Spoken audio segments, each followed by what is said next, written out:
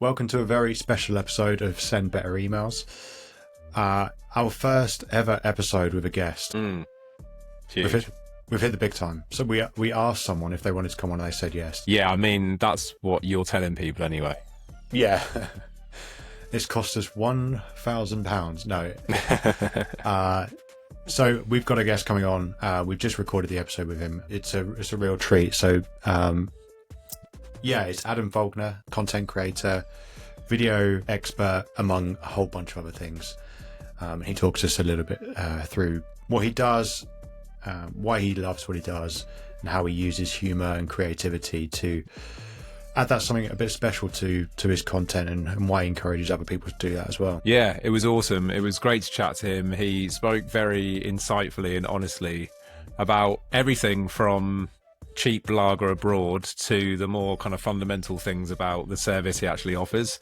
I think the thing that surprised me the most was just how many parallels there are between the stuff he's talking about when it comes to what makes good video content and the stuff we talk about when it comes to what makes a good newsletter. So it was nice to... It was, I mean, we're all looking for validation, Jamie, and I feel like some of the stuff that we've been harping on about here was validated by Adam's insights, albeit not specifically about newsletters. It still applied. Yeah, 100%. Super nice chap. As James said, it seems like he always speaks from the soul. Very candid. So yeah, you'll enjoy it. So yeah, without further ado, here's Adam.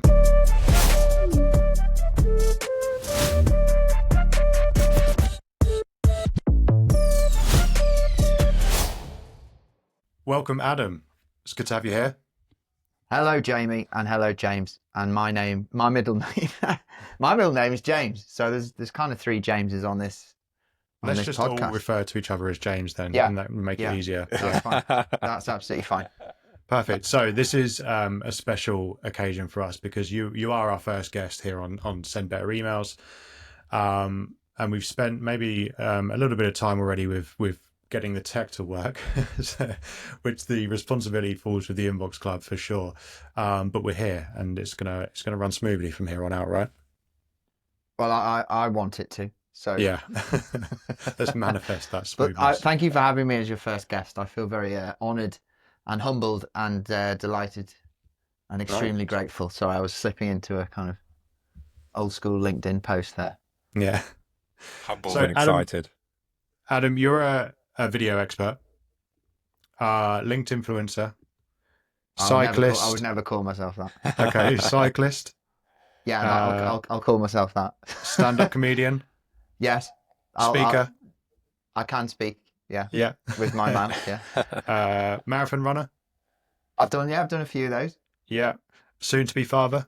That is true. Yeah. Yeah. Yeah. And Mr. Beast lookalike. Interesting. I don't call myself that one, but people online especially do that, and I think I'm much better looking than him, to be honest. I would agree with that. I think maybe when you had your moustache situation going on, you were much more similar to Mr. Beast then. Yeah, he's just got he's not quite as edgy looking, I would say. No, I'm joking. If you're listening, Mr. Beast, well, I don't actually know what his real name is, but yeah, well. Jimmy, I'm your lookalike. He's actually another James, I think. That is, yeah, it is Jimmy, isn't it? Jimmy, yeah. Okay, well, I'm not trying to sign up to be like a Mr. Beast lookalike, the old school lookalike kind of agencies. I don't know if that actually might be quite a good one actually, because he's quite big. Quite famous. He does listen to this podcast as well. Yeah, I'm sure he does. Yeah. I'll be going to lots of parties. They're like, "Is that Mr. Beast?" And I'll be like, "I'll have to do the voice. I'll have to learn his voice." Yeah. Otherwise, I'll just be nodding, going, "Yeah, That's the one." Okay, well, there's a future in that for me. I can add that to the long list of accolades you gave me, Jamie, which was very kind. Well, you're welcome. I mean, that was my in-depth research into your LinkedIn profile. It's all there. Hurriedly. It's all there. Yeah. Although I don't call myself a LinkedIn influencer. No. Okay, let's talk about that. Why not? It just feels a bit self-aggrandizing, doesn't it? And a bit kind of self-congratulatory. Do people say things like that? I also, I'm not a big fan of the influencer tag, not just for me, but I feel like influence. I feel like there's maybe different definitions for these things to different people, but to me, it feels like a group of people who have tried to like aggressively get an audience of people just so they could kind of use it as leverage, which I'm not saying is a terrible thing. I just feel like that in my head, that's what it is, and that's kind of not really my, you know, that's not my ethos. That's not really what I'm trying to do. Okay, fair. And so, if we went with LinkedIn content creator, does that feel more right? Well, the funny thing is, a lot of my content is actually kind of taking the piss out of LinkedIn, so it's quite meta, really. It's like I say that it's not just that, but I kind of wake up every day and I just have, well, I even dream about these things, but I just kind of want to make stuff, and I always have. And throughout my whole life, I've always been quite a creative person, and I originally I always wanted to be in a band. You know, like I love music, and I've played in about 10 bands, none of which were signed. So Okay. fair enough. But I just quite like I just like having ideas and just making them. So I think at the moment it's a great output for me. You know, an outlet and a great place for the output, because I just kind of don't know, I just feel quite free with it. And my marketing strategy kind of changed about 6 months ago, and I just went, oh fuck it, whatever. I'll just go with. Sorry for swearing, but that is literally what I. It's No. just like just make stuff and enjoy it, and I've never felt more liberated by that, to be honest. Yeah, that's awesome. And swearing is encouraged on the podcast, so don't worry. Okay, fuck it. Yeah, that's what I meant. Fuck Yeah. it. Let's just go with it. But yeah, I just on that, just on a serious point, I just find it like I just need to express myself, you know, in the way that I want to express myself, and I just really enjoy just making stuff and being like, right, I'm just going to put that out. It's cathartic. I enjoy it. And then generally, the more I kind of lean into that, the more it seems to, you know, not that this is the most important measurable, but like in terms of engagement and the metrics, it actually works best for me. So it must be something in the alignment of those two things, as in that's what I want to do. And that's kind of what people maybe enjoy, you know, because enjoy is quite a big word for me. Like I believe that, you know, I want to try and enjoy as much as I can about my life. But like, if you're going to make stuff, content or whatever it is in terms of under that umbrella, I think you do need to enjoy it, because like the passion that comes across is kind of well received by people, I think. Yeah, I would agree with that. And I think, you know, when you talked about the influencer tag and people who, it's very obvious you have these personalities who are going for that angle, right? And it's a very kind of manufactured experience. And you've done some videos on LinkedIn where you talk about some of these perhaps LinkedIn characters where I think we've got like Harry the Hustler or something, and Philosophical Phil, and some of these other characters that you kind of came up with. Who do you who's your least favorite kind of LinkedIn character that you see out there in the wild? And that might be whoever you think is probably the most damaging to people's perceptions of kind of the content game, if that makes sense. I mean, I try not to wade in too much in terms of like in a serious way, as in like trying to talk about these things, because I don't really mind that much. I think people are just trying to make their way in the world. So my way of, you know, of kind of talking about it is expressing myself through humor, because I just find, you know, like if you've got a little smile on your face while you're doing something, or it's obviously funny, people kind of are more accepting of it, I think. Whereas if you go on, I'm not going to go on a rant, because I want people to just, you know, do what they want to do. I think the kind of, it's not specifically a character, but I think that I think there's a lot of kind of like growth.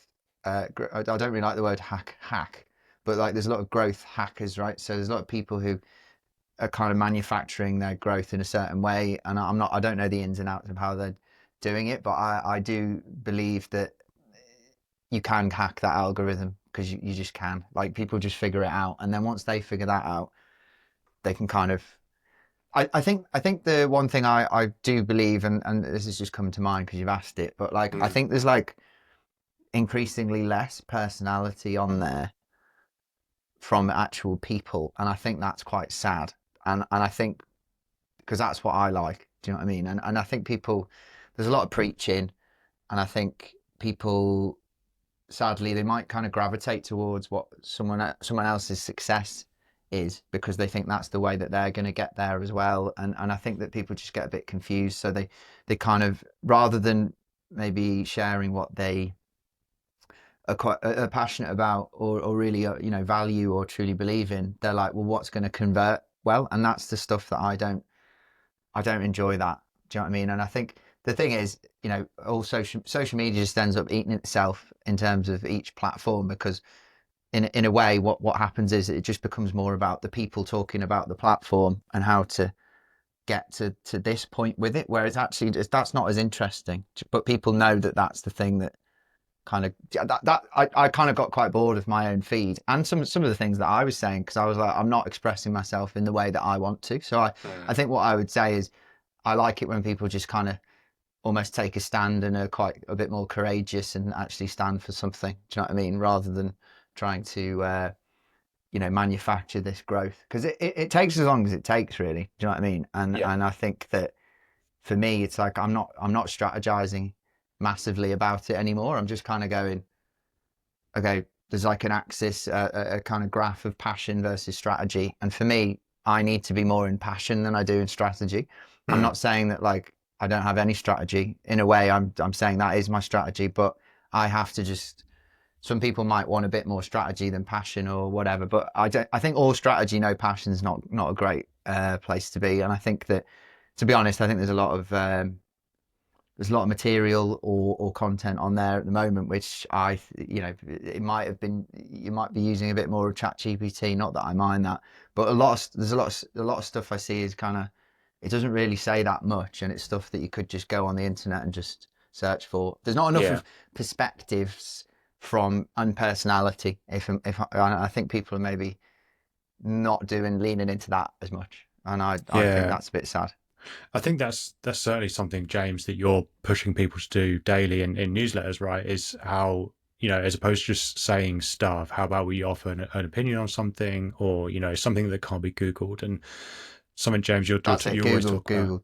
You can see, that's it. If you could see that people are kind of, you could just Google it. That's it. Sorry to interrupt you. No, all good.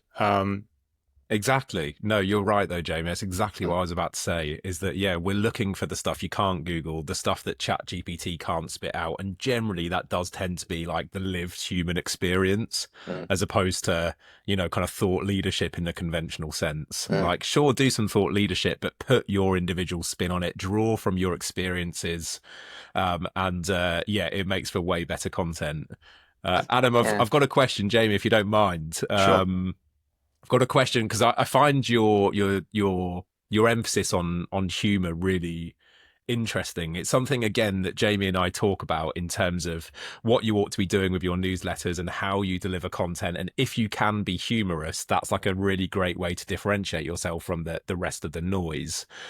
By the same token, one common criticism of that approach is, well, you're either funny or you're not. And if you're not funny, then that's not an option that you have. What would you say to that? Like, is there any truth in that? And if you're listening to this podcast and you're thinking, oh yeah, maybe I want to make my LinkedIn content a bit funnier, is there advice that can be actioned? Is there a way that you can learn to be funnier when it comes to your content? Or are you sort of doomed to be unfunny or blessed to be funny, and that's just how it is? I mean, that's a question on humor and full stop, isn't it? And then applying it to different areas of your life. I mean, I think, just, it's going to sound like I'm a politician giving a very diplomatic answer, but I think everyone is funny in their own way. I think everyone is creative. Like my girlfriend, not that I'm actually going to very much compliment her here. She doesn't have a creative job, but I know she's really creative. What I'm saying is everyone has the ability to do these things. And I think it's about what your kind of identity is and what you kind of, almost like asking yourself those questions. It's like, what are those kind of, values that you attach to that? So for me, like, creativity and humor and creativity are very high for me. So like, I'm like, well, it feels like a big part of who I am and how I interact with people. I don't just mean on LinkedIn, or I know you mentioned an email. Like, I felt like I was holding myself back from that, because I think that it was it was the kind of asking that question of what does professional look like? Do you know what I mean? And I think everyone struggles with that, because it's kind of like, well, I need to sound professional, but then it just kind of gets, if I'm not saying professional's wrong, I'm saying for me that language isn't quite right. And I've, over the years, through creating many pieces of content and emails and everything, I just get quite bored of it. And but that's me. And so for other people, it's asking yourself, like, does this, it doesn't have to be like I'm trying to write a comedy sketch, or like a comedy, some stand-up comedy. Obviously I do that, but that's what I want to do. And that will work really well for me, because I'm like that in general life. I'm not saying you need to just suddenly, change gear and be like, right, I'm just going to do loads of funny stuff. But like, I think that you would ask yourself, like, is this bland, what I'm saying, or is it just kind of like a bit nothing, or is it quite neutral, or is it quite middle of the road? Because I don't think anyone needs to be middle of the road. Like, I think you can kind of, for example, I'm not a super earnest person. If people are really earnest with me, then I'm maybe it's some sort of mechanism in me, but like, I'm like, oh, there's probably a joke in there. Like if people are really earnest, that's absolutely fine, because that kind of speaks to their soul, and I'm going a bit deep, but it's not humor or not humor. It's like what but it is kind of holding a mirror up to yourself about how you talk to people, and kind of how you interact with people.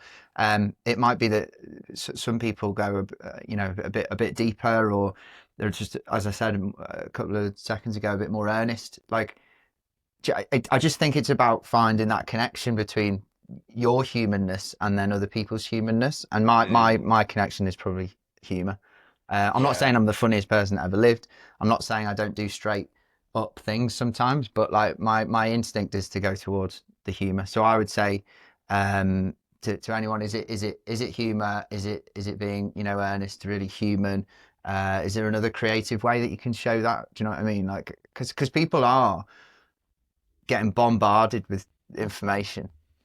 So if you're just, I liken it to like the popular kids will do something at school, and then everyone else falls into line. Like, people just do not have time to pick out, like, maybe there's something more to that person who's being quite average, but they just don't have time for it. And I'm not saying people are average. I'm just saying, I think if you're using, if you're speaking to someone and you can see the whites of their eyes, like, you've got their attention. But like, if you're talking about other things, you're really fighting for their attention. And I feel that, I'm sure you both feel that every day, where you're like, I'm going to be really picky about what I give attention to. And just because you put a post out or send an email doesn't mean someone's gonna read it, you see. So I think, does that answer your question? Beautifully, yes. And we can definitely relate to the battle for attention. Yeah, I think, and having people's attention is something you can never take for granted either. And that's why, it's something that we have to take seriously, especially, especially if someone's subscribed to a newsletter, for example, right? They've expressly given you permission to land in their inbox. So that's something that we take quite seriously as a responsibility. And you mentioned that, Adam, about how you felt liberated once you kind of found, the way in which you wanted to communicate and create content. And I guess that comes like a double-edged sword. If you find that liberation in creating the kind of content that resonates with yourself more, that you're kind of nailing your colors to the mast a little bit there, and you're finding your crowd, and you're attracting people to you because you're creating this more human content. Would you say that's a fair summary? Yeah, I would say that's a fair summary, yes. Because I think we all take inspiration or borrow inspiration. Some people copy, some people steal, whatever it is, from other places. It is there. Like, we cannot. It's actually a real compliment to take inspiration from. I'm a big music lover, so like, you can't be like, that sound is completely original, because it's not, because they've taken it from different places or that have come before or whatever. So I think that and I like the word, I know I've used it and then used it back at me, but I really like the word liberated, because I genuinely do feel liberated. I'm just like, do you know what? People are telling me, there's a lot of information. People go, right, this is how you construct this, or this is the best ways, best practices. And when I see that or hear it or observe it, it makes me want to not do it that way. Because if you're just creating a long line or a large group of mini clones that are doing that, I don't want to be in that group. Because it's kind of like, well, how's that? It's not all about standing out. It won't stand out as much. I liken it to like, there's like a pool and then there's loads of people in the pool splashing around. It's like, I'd rather just go to this one where there's a bit quieter and I can just kind of do my thing. But I do think that's the conversation about information, and people are like, kind of, that's what I kind of now gravitate away from, when people are like telling me how to do stuff or preaching on how to do this, and it's like, I don't agree with it. Like, I'm to be a father soon. I've never been a father before. I'm just very much looking forward to it, and it's like, I just have to figure it out. But like, do it with courage, and I'm a trier, I'm a doer. Like, I always do stuff, I always try. I don't always get it right, but I'm just much happier in that space, and I think other people will be too. But I think the fear of rejection or looking silly or getting it wrong or whatever, it does hold people back. And but I do think it's not just about an online audience, but you really earn people's attention, like and it takes people different lengths of time, but you can't do it in a day. It might be that you do something quite crafty or clever or creative to get someone's attention, but that doesn't mean that they're going to give you attention for the rest of time. Do you know what I mean? And I think it's like, but then I also don't think people talk about consistency. It's a bit of a buzzword. I mean, consistency will get you to a lot of places. Athletes aren't where they're at because they're inconsistent. You have to be consistent, but I also think that, like, alone it is not enough just to be like, well, I send out an email. And no, I'm not saying I'm just saying one sends out a newsletter every week. Well, I've done that every week for a year. It doesn't. If it just gets lost, if you're not looking out for it, then, and you're not looking out for that person, and you're not interested, and you don't want to spend time with that person, they're not going to read that email. Doesn't matter what's in it, in my opinion. So yeah, that's how I see it. Yeah, and you're right. Consistency alone won't work, and that's why these athletes that successful aren't just training consistently, but they also have coaches, right? Yeah, of course. Helping them, they're helping them get it right and all of that stuff. And you're right. You can't just, like I say, you can't take it for granted that you will always have someone's attention, right? And that's something that we preach about quite a bit. Is about the building a reputation for creating good content. Because if you all of a sudden, you've got a bad reputation for sending bad content or whatever, and then all of a sudden you're sending good content, that might not matter because you've got this reputation for not sending very interesting content. So that's an important part. Some lighter hearted questions, Adam. That's okay. That I wanted to run by you. So at 18, you were pulling pints in a bar. I want to know what the name of the bar was, and I want to know what your perfect pint looks like. I've worked in quite a few bars, actually. Have you? So that would have been at uni, and that would have been at the it would have been at the university. No, it was like how they have those, I don't know if they still have them. No, they do. The O2 academies. Oh yeah, at university. So it would have been Liverpool O2 Academy. God, it would have been. They won't have had they wouldn't have had any crafts back then. So it will have literally been like Foster's, probably. Foster's, Carling. Like that. Not that I enjoy that, no. But that's what I will have been pulling, or a strong bow. Did you get snake bites at Liverpool Uni? We did, Yeah, that was the big thing at UEA. Was you had a pint of, I think it was Strongbow actually, with blackcurrant on top. Yeah, we had that. Yeah. And they were like £1. Those are the days. Those are the days. Well, I do also think, you make yourself sound old. I'm 38, but like, it's not that long ago, 20 years, but it was so much cheaper. I'm not trying to get into a big conversation about university, but when I went, it was £1,000 a year, and now it's £9,000 a year. And when honestly, it wasn't even like, oh my God, it's tonight. The pints are £1. It was like they were £1 quite a lot of the time, to be honest. You could go out on a tenner, easy. I feel for people now. You need a lot more money. I mean, obviously, I still exist. Yeah. I still need money, but I'm just saying, like, as a younger person, it's like, well, Yeah. It's crazy, and well, that's why you see younger people not going out to drink as much anymore because your £1 snake bites don't exist anymore. no. And Um, like a shot was £1. yeah, Like I was in a pub yesterday, and it was like a Jaeger bomb was like, not that I had one, but I just look. yeah, I could have had one, I didn't, and it was like £6, and I was like, what? yeah. That's mad. £6? They're like, don't worry though, 3 for £15, and I was just like, wow, you're really treating us. Do you know what I mean?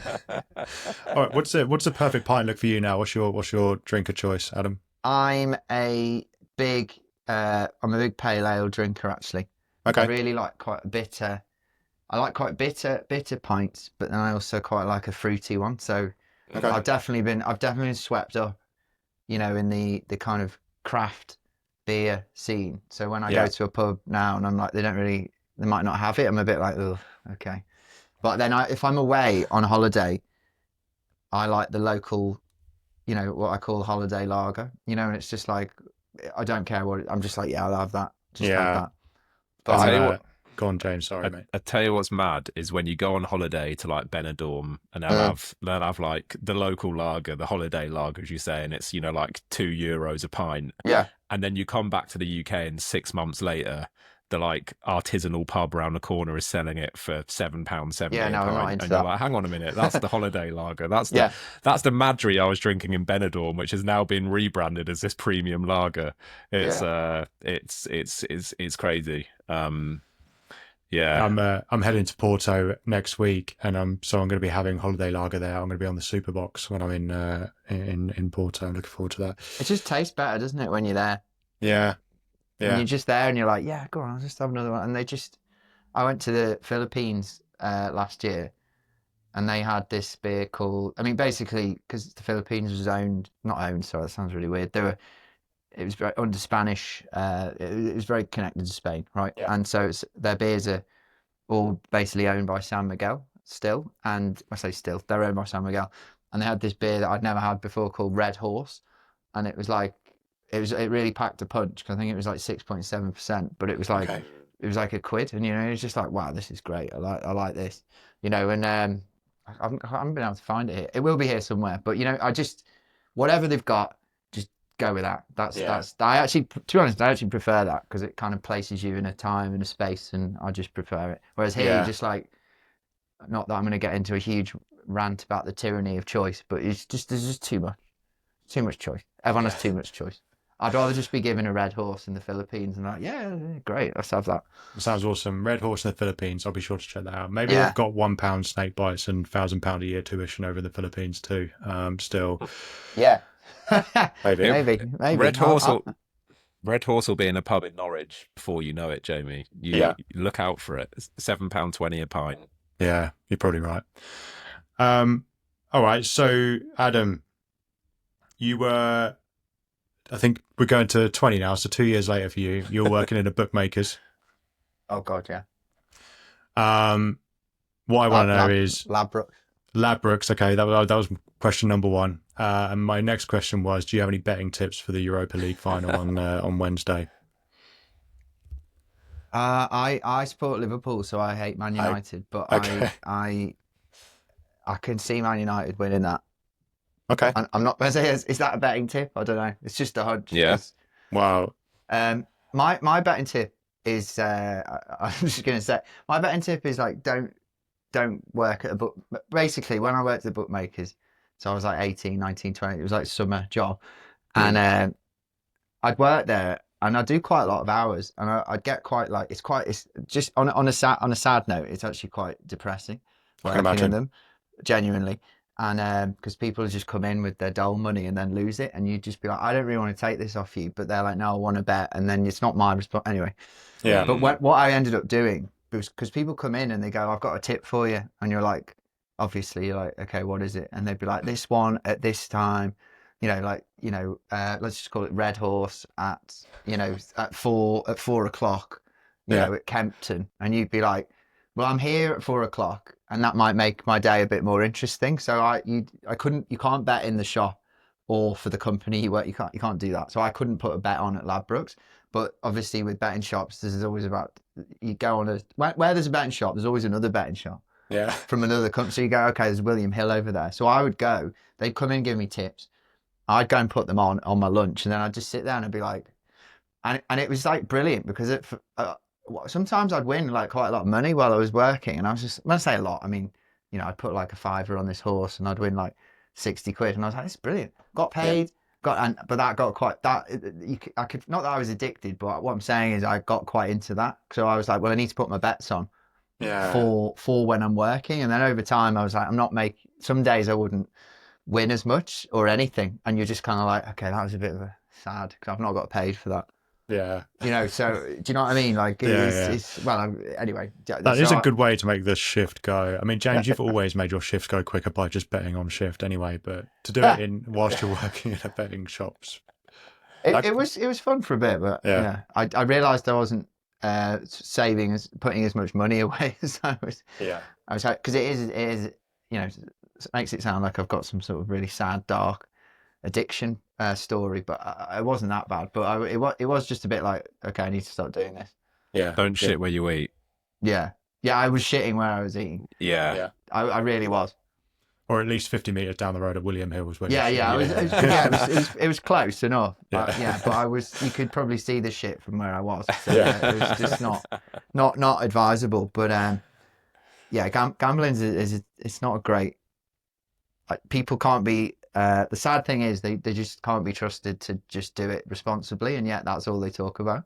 Yeah, that's what's really sad about it. It's like, don't just, as long as you do it responsibly, but then you can bet anytime you like, you know, on anything you like. And it's just kind of like, the sad thing that I would see was those fixed betting odds terminals were the worst, because people would just come in and just be like feeding cash into them, betting on like virtual stuff, you know, playing roulette. And you know, I actually once saw, because I'd watch it, a person come in at 9:30 a.m. They kind of got up to about £2,000 on this machine, went down to about 20 quid, and then somehow got back up to 5-6 grand. And I was just like, he was in there for 8 hours, and I was just like, wow. Did he walk away? He eventually did, yeah, but he was in there for 8 hours, and I was just like, he has walked away with money, but he's also like, what is this? And the sad thing was, when people would lose all their money and they'd come and beg you to give it them back, and I was just like 18, 19, and I'm just going, I can't give you that. But then the tough lady who was the manager, who you know, we didn't get on that well, but she was a very tough talking person, and she was like, it was almost like, you've made your bed, you know, lie in it. And I was just like, yeah, but also anyway. A bit of compassion might go amiss. Yeah, but it's not a compassionate place. No, I can imagine. Ladbrokes betting shop. So talking of lack of compassion, another thing I found whilst digging through Adam Faulkner's LinkedIn page was you were robbed in Peru. I want to know that story, but I also want to know what it taught you about B2B sales. Do you know what? I don't know if you've been to Peru, but it's great. Yeah, I'd recommend it. Have you been? No, never. Okay. It's a great country. It's not as big as the other ones, and it's got quite a mix and diverse of stuff that you can do.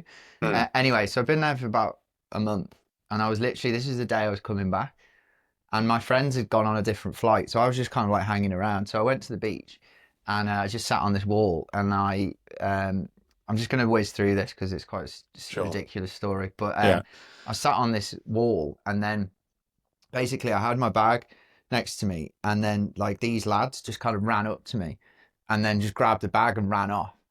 But the annoying thing is it had my passport in, and I was basically needing to go to the airport. Like, as in that day, I was like, I was running after them, and I lost them. And I didn't have a t-shirt on. I was just in a pair of shorts, and I was just like, okay, how do I, you know? And I basically ended up going to the police station. You know, I nearly got the flight somehow by going to the police station, getting a police report, going to the embassy, but I was just a bit late, so then I had to go the next day. But it was just kind of like, do you know what? I was just annoyed. The funny thing, I don't have it to hand, but the passport picture in my passport is actually taken from that day when I had to go and get some passport pictures to get an emergency passport. Wow. Okay. To come back, so I look really annoyed because I genuinely am. I'm literally like, because it's just so annoying. It's just so annoying when someone robs you. What does it teach you about B2B sales? It's I don't know. Probably don't put your passport in your bag. Yeah. I've never done it since. No. Like it's quite exposed. Honestly, like I now keep my passport, like, I don't know, just always. I mean, to be honest, if someone wants to rob you, they're going to rob you. Like I got kind of not robbed, but in Spain, in Madrid, was it Madrid? Yeah, Madrid got kind of robbed once, and some guy came up to me and he was kind of like, I was a bit drunk. I was with a couple of people, and they were kind of like pretending to play football with me. And they kind of put his arm around me. I was like, it's a bit weird. And then he basically shimmied my wallet out of my pocket. So I was a bit drunk. I was like, I'm not having this. So I was like, ran after them, kept running, lost them. And then I saw them, and I was just like, I'm just gonna go up to them and go, give it me back. And there's a group of 4 of them, but there was 2 when they kind of robbed me. Anyway, basically, I was really annoyed. Kind of went up to them, started, shouting at them, and then 2 of them, one of them hit the other one, and I was like, "What is going on here?" And it turns out that 2 of them were undercover police, and then they basically were like, "Here's your wallet," and they were like, "How much was in it?" And I didn't know, I couldn't remember, so I said €200, but I actually think I didn't have that much. So I actually think I made money out of that. But wow. People will try and rob you, But yeah, it's you Uno reversed the robbery in that situation. I was like, I've made money out of it. I didn't mean to do it like that. I just think I just said a number. But people will try and rob you. Yeah. To be fair, you deserved an admin fee for the effort you had to go to in retrieving your wallet. Yeah, like that's time and effort out of your day. I was running as well. I was running around. Like it was quite. Yeah. It's just annoying, isn't it? It's just annoying when people they like to do that. Yeah. Did the marathon training come after you realizing I've been robbed twice now and tried to run after people and lost them? So now I need to train for marathons so I can catch them next time. Yeah, I've never been the fastest, but I will keep going. Okay. Fair. Yeah. That's how humans used to hunt, Yeah, just keep going until they're knackered, because you're not going to outrun a cheetah. Or not that I don't think they get them, but maybe like a gazelle. A gazelle, they just wait till they're knackered, and then you'd be like, "Look, I've been training for this, so I've got the stamina. You've got the speed." Yeah. That's smart. Ever heard of CrossFit? Yeah, that's a B2B. There's a B2B sales lesson there somewhere about patience. Yeah, I mean, you're just giving me lots of material here, lad. We'd be remiss of us if we didn't mention at some point during our podcast, which is entitled "Send Better Emails" newsletters.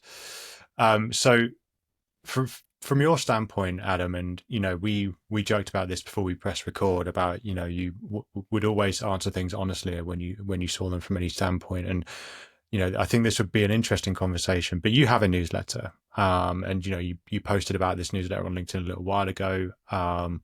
And LinkedIn did that great thing where you put a link in the caption and it suppresses your post for you, which is great. Yeah, I knew that was going to happen. So don't worry. So talk to me about newsletters. Do you like running a newsletter? Do you see the value in it?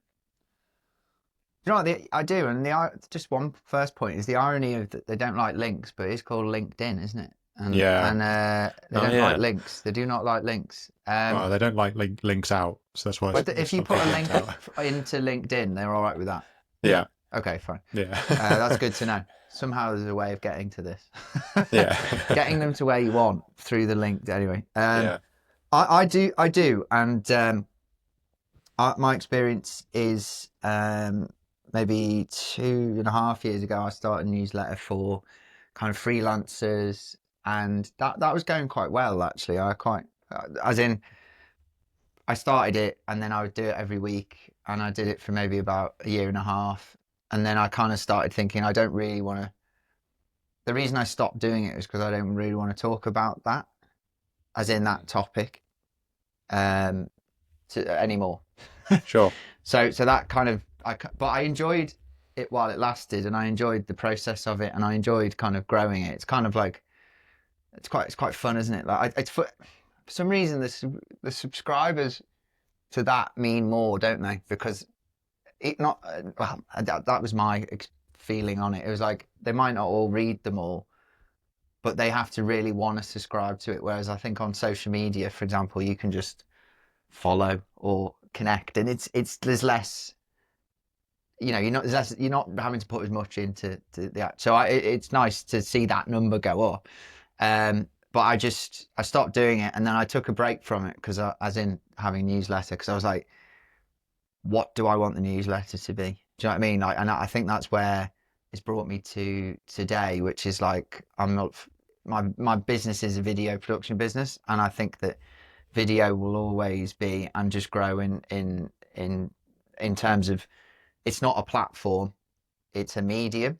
And I think that people will just use more video more and more in different ways and different stuff. So I'm happy to actually go in on that and actually help people make better videos. And I've only just started it, just to be clear. You know, a while ago, very recently, and I'm just putting together what I want to actually talk about. But I feel like I can talk about that topic. So I've genuinely been thinking about doing another newsletter for a while, but I didn't want to go all in on something that I didn't really want to talk about, and that would be my. I'm almost asking you here because I don't want to commit to something if I don't feel like, you know what I mean. I'm going to enjoy doing it. Yeah, for sure. I think, you know, we took a couple of things there. You spoke about how it means more to have the subscribers as well. And I think part of our philosophy here at the Inbox Club is that we reckon that, you know, one email subscriber is worth 10 social media followers, and other people in our space will even put it at 100 to 1, which Wow. we don't necessarily subscribe to. But, you know, so you're right there. And I think the other thing is, you know, you've got to talk about something. You've got to have some kind of proposition for the newsletter that you feel strongly about, that, you know, but it's part of your funnel, right? And it's in the middle part of your funnel that comes after social media, and it's about nurturing and converting from there. And you know, that's generally what we're kind of helping people to do. Nice. I do think it's like I know you're saying it's middle funnel, social media is, you know, maybe top of funnel, but I really need to enjoy the things I'm doing. Like I don't want to. I know people go, well, you know, sometimes things aren't enjoyable. And I'm like, well, going to the dentist isn't enjoyable. Yeah. Like I hate that, but I'll do it. Whereas for my business and my life, if I'm making decisions and have choice, I'm not going to just do something just because. I'll just find another way. But I do think that, you know, I see them quite similar, even though they're, as in content and media on social media and emails. I appreciate they are different, but I need to enjoy them. Yeah. I don't want to just be like, well, okay, consistency says if you do this, like I don't want to be popping up in people's inboxes, you know, with some half-assed job, just because that's what people do. Because if everyone has a newsletter, then it doesn't make it massively special. I'm not saying that, like, that's why you need to find it your own way, I guess, of doing it. And those subscribers are worth quite a lot because they choose to be there. Yeah. So I'm looking forward to kind of more delving into this topic for me, which is like I love making content. I make a lot of videos, so I'm like, you know what? It's a good way of me, I don't know, kind of passing some of that on to people and maybe entertaining them in their inbox. Because I'm not, I sell without selling. I'm not a seller. I don't like buy this. I believe people will do stuff if they want to do it, because that's what I'm like. So that's the kind of tribe that I want to have, really. And if it helps them to make better videos or more creative videos or more funny videos or whatever, I'm happy to do that. Yeah, nice. Yeah, nice. I'd definitely say, you know, my 2 cents here, Adam, would be consider it, treat it as a challenge, an interesting and fun challenge, and maybe this is what you need to kind of keep you engaged. Is, you know, you are used to creating content, video content primarily, funny video content. It's a very different challenge to create funny written content, and it requires a different approach. I'm sure you would absolutely smash it based on your LinkedIn. But I think extending that to the newsletter is one way that you can stay engaged with the process of creating this newsletter. Is, you know, okay, every time I write a newsletter, I'm going to make it funnier than the last one. And of course, it's going to be helpful. But you know, I think if I was subscribing to your newsletter, I would expect it to be funny. I'd expect that to be the principal kind Okay. of language No, of that's the a good tip. newsletter. But also, like, don't try to bite off too much. It would be my other thing. You know, people generally don't have a huge amount of time in their inbox these days, and No. Jamie and I always talk about when we're sending newsletters that we want to be valuable, we're sending recreational emails. This is the recreational side of the inbox, which is getting less and less time. You know, anyone receiving your newsletter is going to have emails that they absolutely must get to by the end of the day. You know, they're going to have things that they need to reply to that are associated with their job and their obligations in life. And so whatever you send them is going to be like that small oasis in an otherwise busy day full of boring obligations that they have to fulfill. And so, you know, don't expect that they're going to have 10 minutes to read like a really well thought out essay on creating great videos. No, I appreciate that. You know, and so yeah, I think funny small bites is what I would probably want from a newsletter, which, let's face it, is talking about a very different medium in video. Yeah. And do you know what? I'm just I'm quite honest about it. Like, it might not be the newsletter that completely works for me. As in, when I say works, I mean, like, it might not be the one that, and if it doesn't, I'll just do another one. You know, I'm not afraid to just. I'm not afraid. It's not ripping it up and starting again. It's just going, okay, right. I've learned from that. I've learned something about myself firstly, and then I've learned something about that because I think that I think the struggle I've had is that I have multiple interests, and I find that quite. I say difficult. It's great because I'm interested in multiple things, but I think finding a topic or a theme or whatever, something that I want to hang my hat on in a newsletter, because I don't want to just be like, hey, it's me, here's an update in my life. So, right, Sunday I ran the half marathon with my partner. She's pregnant and I'm very proud of her. Like, I don't want to do that, you know. And then I went to the pub. I had a pale ale. Like, how was your weekend? That's not what I want to do. Some people might do that, but it's just not something that I want to do. Yeah. I appreciate people's time. And I think that, like, you know, just I actually keep in, I don't know how many newsletters you're subscribed to. I keep some of them there, even if I won't read them, because I'm like, just so how I would not do it. Do you see what I'm saying?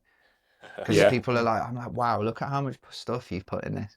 I love the idea that you just have like a shrine to mediocrity in your inbox. No, I do. It's like a special folder for shit emails. And sometimes I'm somehow subscribed to them. I'm like, I don't even remember subscribing to them. Yeah. But here's what I've been up to. I was like, I don't care, to be honest. But I respect people. I want them to do well. So I'm not naming names going, this is shit, because I'm not brilliant at newsletters. Yeah. It's a different medium. It's a different art form. So I respect people trying.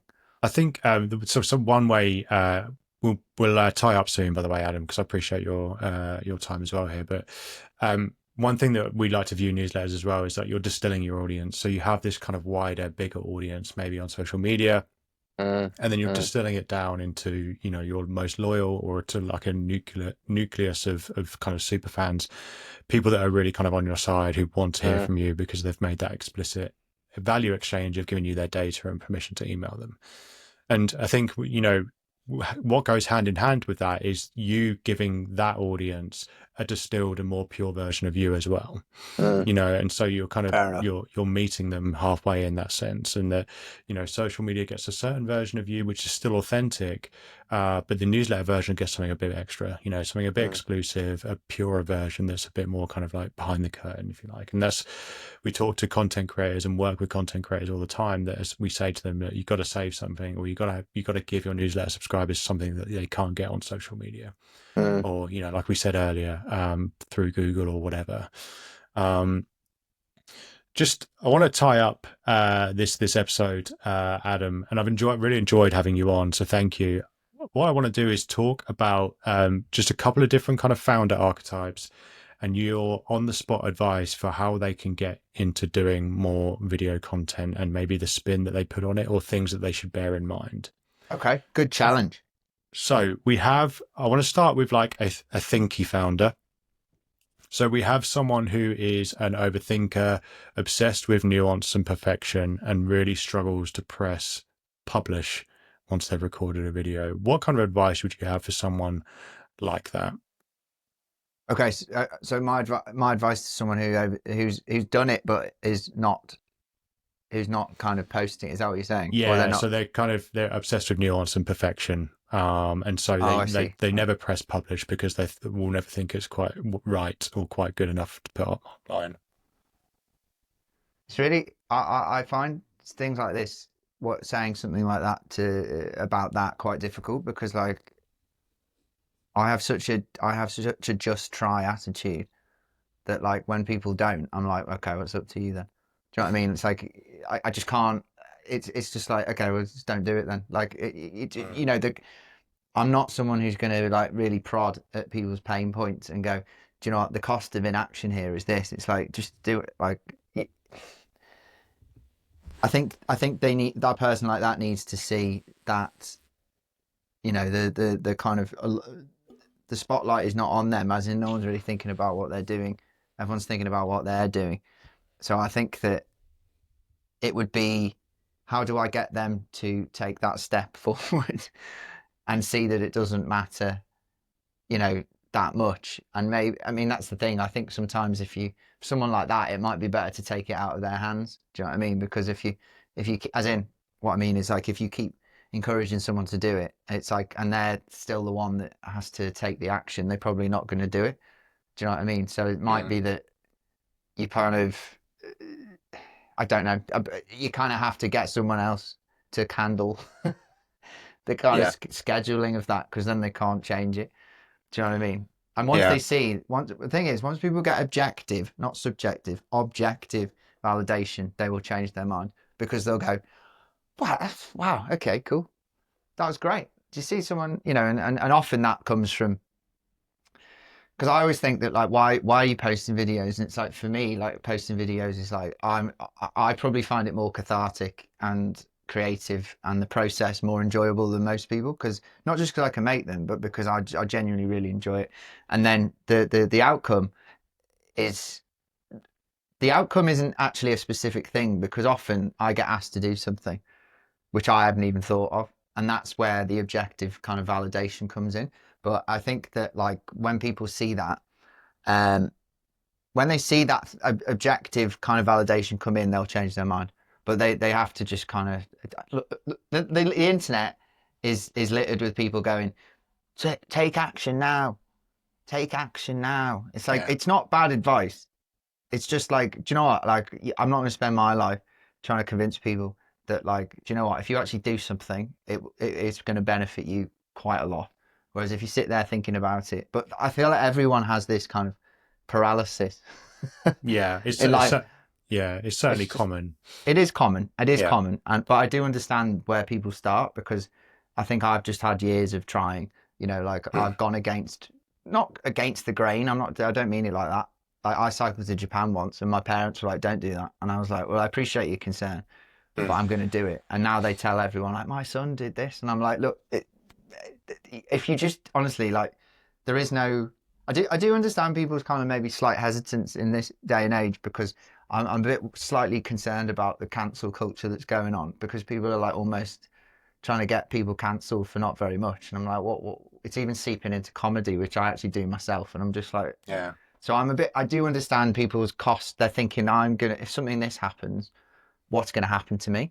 But I do think that the only way you get anywhere is by, you know, trying. And I'm not saying you should seek to fail. No one wants to fail. I don't want to fail, but I accept that I might do. So I think that the overthinker needs to how do we find a way to get them to just see that a little bit of action is better than just sitting there thinking about it. Nice. Okay. And then another founder here who maybe perhaps is in a business, or they're a leader in the business, and their objective or subjective view of what they do is that this is what I do is boring. What our company does is boring. You know, there's not much to talk about. You know, and that's why I don't do video.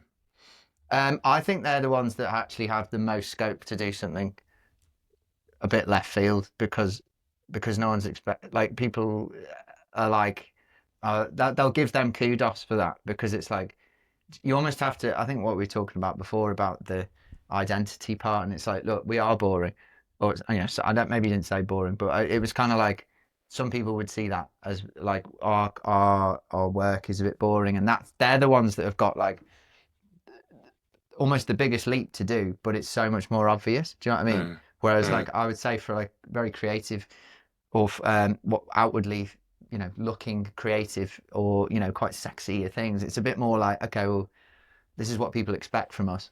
Whereas I think when you're kind of having something that's a bit more like unexpected, that's where the humor and the creativity can come in and just lean into it. Like things like that have got the potential to, not that this is people's goal necessarily, but they're more likely to go viral because it's kind of like, have you seen that thing about that law firm that just did that thing? And it's just like, but the problem is with creativity and humor, you have to, or, you know, other elements like that, you have to kind of suspend reality a bit and just go, do you know what? I'm not going to take ourselves too seriously to try and, you know, have a go at that.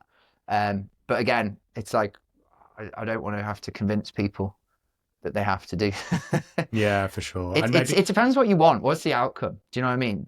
That's the thing. It's like, if you just want to stay where you are and everything's fine, then you don't need to push too much. But if you're like, I want something to happen here, it's like, you're going to have to try something a bit different.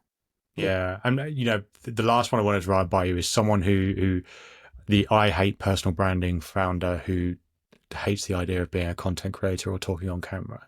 Is this someone that you were like, would you just give up trying to convince them? Because we spoke about that a little bit already. And if so, would you take the view that, you know, doing video isn't for everyone? Well, I mean, it's not specifically video. It's like, you could say some people, things might just be running perfectly the way they want them to. So they don't need to kind of, you know, kind of go down that path or that route. You don't have to do anything. You don't have to use social media. You don't have to use video. It depends what you're doing. But I also think that, like, I'm a kind of a maximizer, as in, like, I want to maximize my life and the fulfillment of that life. And there's people out there who I don't know, right? Who I've never met, who I might meet, who I might want to meet. And so I just multiply my, you know, almost the kind of tentacles that are out there that are connecting with people. And so I think that, I mean, I think talking about personal branding is pretty boring. It's basically like saying, you know, you're a person, and if you talk about yourself and put yourself out there or whatever, then more people will know about. Yeah, it's so obvious, you know. And that kind of whole movement of like personal branding experts, it's like, okay, it's like, I don't know. I find I'm not saying I don't technically do it myself or help other people with it, but I'm not a big fan of the term. But I do understand why people would be like, I'd understand why people don't have time for stuff, but I wouldn't understand why people wouldn't want to maybe, you know, kind of connect. You know, the fact that we live in a time where you can connect with anyone, anywhere, anytime. Like, the reason the creative part of my life is I need to do that because I love just making stuff. But the kind of social media part of my life, or the online part of my life, is like, I'm talking to you now, but I'm just going to go to the park after this. And while I'm in the park, things will be happening because I've got people, whether it be technology, working on my behalf while I'm out. You know, you can't deny that. And I think that also, like, I've met some, I mean, I'm here because I met you online. I know I met Jamie a few weeks ago in person, just randomly. But I think that's a beautiful thing. Like, it doesn't have to be about money and return on investment. And, you know, I'm not saying they're not good things.